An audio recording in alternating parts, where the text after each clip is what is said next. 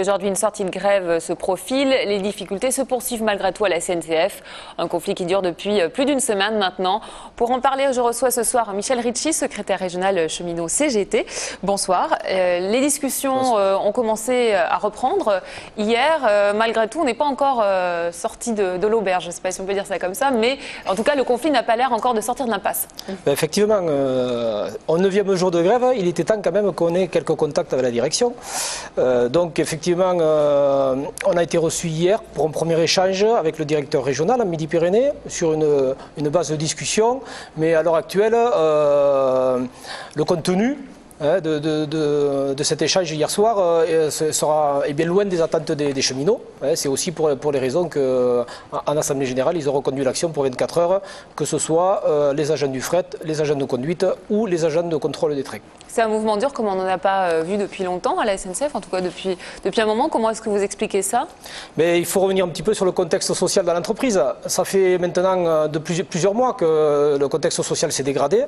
Nous avons eu l'occasion d'avoir plusieurs journées d'action, des journées isolées, une manifestation nationale également à l'appel de notre fédération le 8 décembre à Paris. Le président Pépi apparemment n'entend pas le message des cheminots. Donc, le conflit n'est que la conséquence un petit peu de cette politique du passage en force qui, malgré le refus des organisations syndicales, mais y compris le baromètre social dans l'entreprise, la direction continue à mettre en œuvre ses projets. Et voilà la conséquence aujourd'hui, un blocage total de la situation et une direction qui reste obstinée à ne pas vouloir négocier avec les grévistes. Alors aujourd'hui, nouvelle action à Toulouse avec l'envahissement des voies et l'interruption de la circulation des trains vers 13h. 200 manifestants y ont participé. On voit les images de l'action, donc délogées par les forces de l'ordre. Vous enclenchez des actions fortes dorénavant? Non, mais il faut bien comprendre que les cheminots en grève depuis 9 jours, face au silence de la direction, aient besoin aussi d'exprimer leur mécontentement par des actions symboliques. Alors aujourd'hui, cela a été sur les voies, quelques minutes, bon enfant. Dès l'arrivée des forces de police, les cheminots ont dégagé, bien entendu. Hier, nous sommes allés interpeller le préfet de région pour lui porter nos revendications et demander l'exigence d'ouverture de négociations parce que cette situation a trop duré maintenant. Donc ce sur quoi vous vous heurtez, en fait, c'est que la direction demande à ce que vous arrêtiez le mouvement avant d'entamer les négociations et vous voulez entamer les négociations immédiatement. Voilà. Et qu'est-ce que vous cherchez à obtenir concrètement?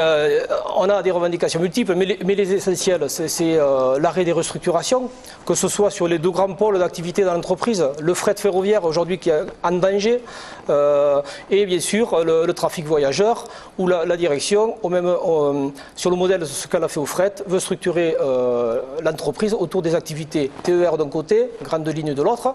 C'est pour nous une remise en cause du fonctionnement transverse, c'est un peu technique, je m'excuse, mais de l'entreprise publique. On voit les conséquences aujourd'hui au fret, dramatiques, avec un trafic qui est maintenant quasiment moribond. Et nous ne voulons pas que sur les autres activités, cette politique s'applique de la même manière. Pour beaucoup d'usagers, c'est aussi synonyme de galère. Votre mouvement, certains le voient d'un mauvais œil. Vous comprenez leur ras-le-bol? On le comprend et on le regrette. C'est vraiment, on est contraint et forcé de continuer l'action. C'est bien ce qu'il faut se dire. On condamne d'ailleurs la direction sur la désinformation sciemment orchestrée, sur les annonces surréalistes qu'elle fait. En Midi-Pyrénées, par exemple, 80% de conducteurs et de contrôleurs en grève. Il est impossible d'avoir autant de circulation que ce qu'elle annonce. Depuis la loi sur le service minimum, cette fameuse loi d'août 2007, la direction connaît exactement les moyens dont elle dispose humains, parce qu'on est soumis à viser 48 heures avant notre volonté ou pas de rentrer dans l'action.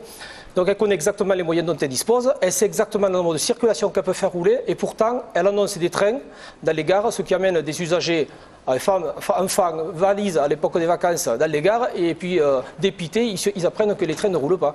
Voilà aussi une attitude qui est provocatrice envers les cheminots qui sont dans l'action et les usagers qui ne comprennent pas qu'on dit que tout roule bien, alors que quand ils sont dans les gares, il n'y a rien qui roule. Malgré tout, il y a la vente des billets pour le Sud-Est qui a été suspendue là, pour ce week-end, justement pour je crois que maintenant la direction est obligée de reconnaître que le mouvement, malgré qu'elle tente de faire croire qu'il est mineur, il est quand même d'une ampleur qui impose qu'on trouve une solution par la négociation pour sortir de ce conflit. Et c'est justement d'ailleurs dans le Sud que le mouvement a le plus d'ampleur. Comment est-ce qu'on peut l'expliquer ça? Ben déjà parce que les organisations syndicales CGT et Sudrail sont fortement implantées, mais également parce que les cheminots, par exemple à Midi-Pyrénées, au quotidien voient les conséquences de la politique.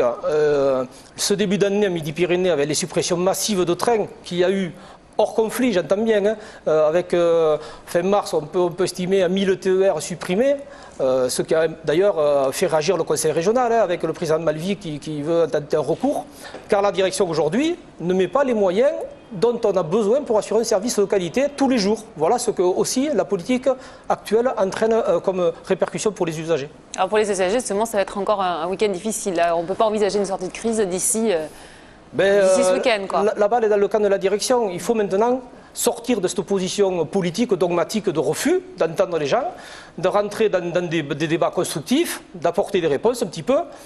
Et les assemblées générales, après, décideront en fonction des réponses s'ils continuent ou pas. À l'heure actuelle, le compte n'y est pas, ça c'est sûr. Je vous remercie Michel Ricci pour ces réponses.